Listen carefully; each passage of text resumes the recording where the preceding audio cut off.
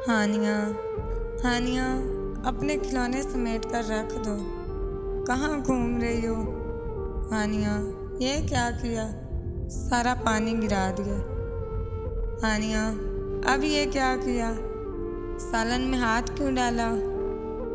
हानिया, तुम तो सो रही थी, बाहर कब गई? हानिया, अब अगर मोबाइल को हाथ लगाया तो मैं नाराज हो जाऊंगी। हानिया, हानिया और बस हानिया। पूरे घर में नाजिया अपनी 3 साला प्यारी सी बेटी की शरारतें और उसकी फैलाई चीज़ों को समेटती रहती। हानिया बहुत ही प्यारी और अच्छी बच्ची थी, मगर शरारतें बहुत करती थी। नाजिया दिन भर उसका ख्याल रखती, उसके पीछे पीछे रहती कि कहीं कोई नुकसान न पहुंचा ले खुद को। अभी नाजिया घर की सफाई करके चाय का कप हाथ में लेकर बैठी ही थी कि सहन में कुछ गिरने की आवाज़ आई। नाजिया दौड़कर सहन में गई। हानिया मैडम ने वाइपर उठाया हुआ था और साथ ही बाल्टी से पानी निकाल निकाल कर सहन में फैला रही थी। नाजिया ने झट से हानिया को गोद में उठा लिया और प्यार से कहा, दादी अम्मा, मैंने सफाई कर ली है। अब आप किस खुशी में बारिश कर रही हैं? ऐसे ही एक दिन नाजिया मटर पुलाव दस्तरखान पर रखकर सलाद और रायता लेने बावर्ची खाने तक गई थी। वापस आकर देखा तो हानिया मैडम ने पुलाव में गिलास भरकर पानी डाला हुआ था, जैसे खिचड़ी बनाई हो। नाजिया ने गहरी सांस ली और गुस्सा हजम कर गई। एक दिन तो हद ही हो गई। हानिया मैडम ने बाथरूम में खुद को बंद कर लिया। कुछ देर तो ठीक रहा, मगर जब माँ की याद आई तो हानिया ने रोना शुरू कर दिया। अब नाजिया बाथरूम के बाहर खड़ी रो रही थी और हानिया अंदर। थोड़ी देर बाद जब हानिया के बाबा असद भी आ गए, असद ने हानिया को बातों में लगाया और कहा, जैसा बाबा करें आप भी वैसा ही करें।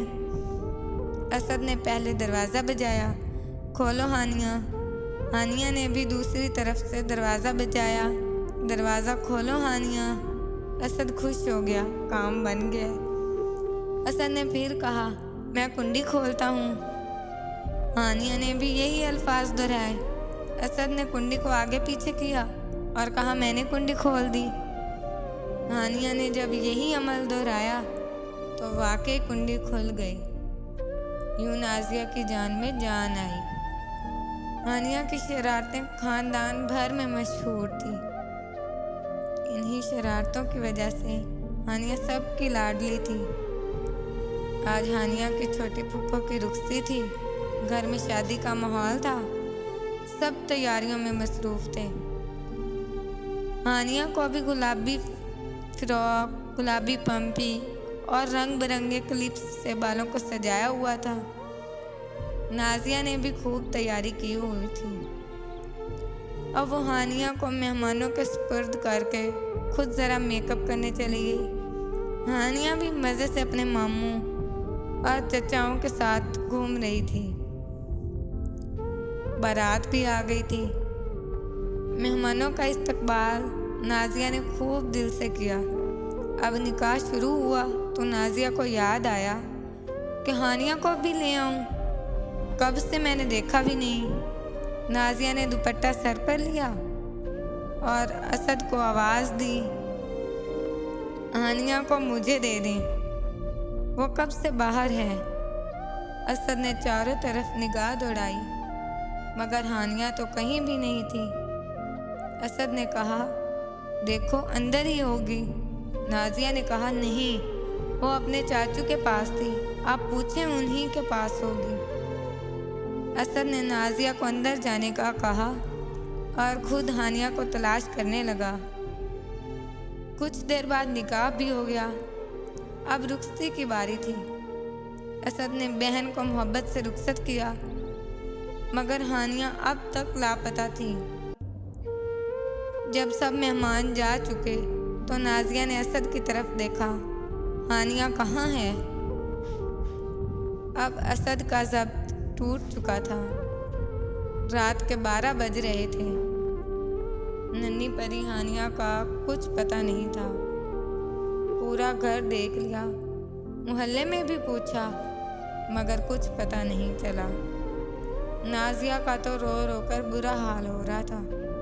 वो खुद को जिम्मेदार ठहरा रही थी। काश मैंने उसे अकेला छोड़ा ही नहीं होता।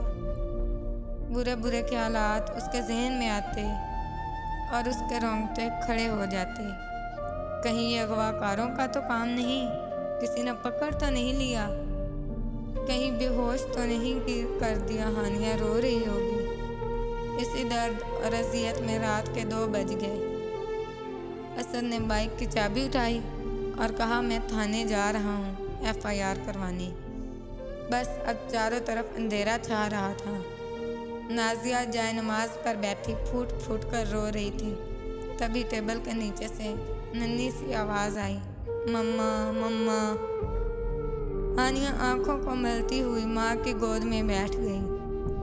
उस वक्त अक्सर हानिया भूख से जाग जाती थी। मम्मा, नाना खाऊंगी। इस आवाज़ ने घर वालों के चेहरे चमका दिए। सब जोर से हंसने लगे। असद ने हानिया को गोद में उठा लिया। मैडम, आपकी आज की शरारत ने तो हमारी जान ही निकाल दी थी। कोई टेबल के नीचे भी सोता है क्या? नाजिया ने शुक्र का सजदा किया और सोचने लगी, जिन माओं के बच्चे सच में